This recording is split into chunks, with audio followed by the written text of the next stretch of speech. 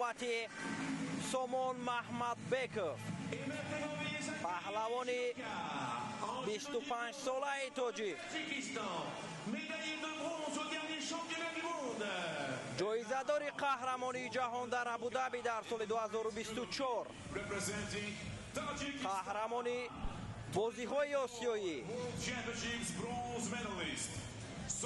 قهرمانی جهان میانی جوانان قهرمانی گرند سلام و گرند پری ها در مسابقه های سیری جهانی جدا سراول به میدان میبراید سامان محمدبکov رقیبی او باشد پهلوانی ایتالیایی آنتونیو اسپاسیتو 29 ساله پهلوان در رده‌بندی در زینه 13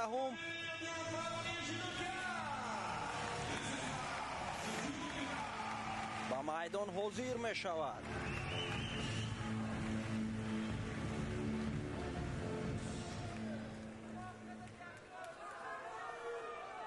رقابت این جفت را امانو اکیکو از ژاپن حکمی میکند.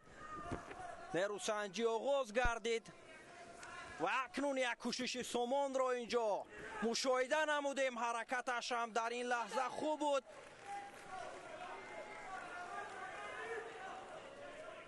و انتظاری های مردمی تاجیک همین است که سامان این نشانه که بهرش مبارزه برده ایستاده است به دست بیارد. کوشش های پهلوانی ما و رقیب خود را از حرکت های او کنار میگیرد. یک کوشش هم از جانب رقیب صورت گرفت و سامان در حالت کار در زمین بسیار خوب حرکت کرد و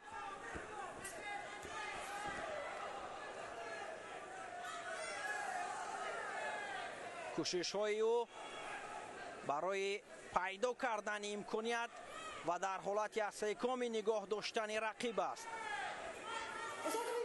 استحکامی حسابیده می شود و سامان باید تلاش کند. نزدیک است برای صاحب گشتن امتیاز. وزاری اکنون و پیشرفت سامان محمدبکov و ما ثانیه به ثانیه لحظه به لحظه به مدال تاریخی نزدیک می شویم و اکنون سامان محمدبکov برای تاجیکستان نشان برنجی بازی های المپی را هدیه می کند.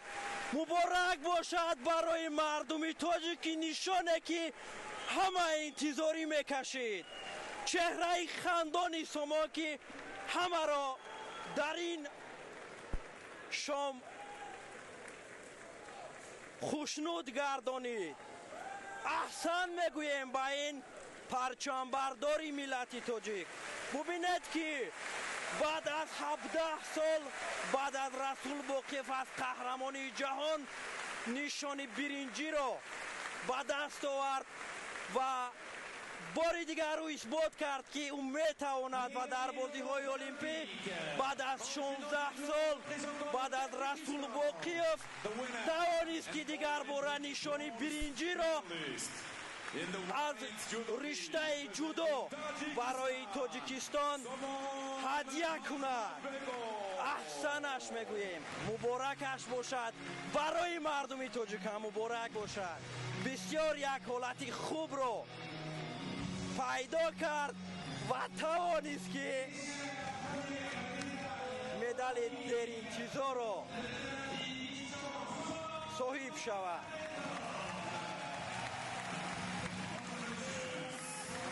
سراول نزدی مربیش امکش فاتح محمدبکov می رود و حتی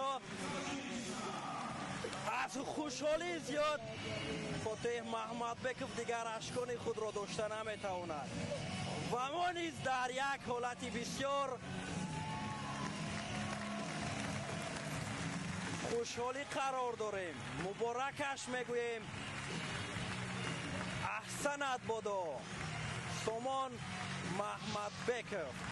ببینید که چگونه از آغاز نیروسنجی کوشش‌های خوب را انجام داد و بالاخره در حالت نواز توانست که رقیب را در حالت استحکامی نگاه بدارد و 20 ثانیه هم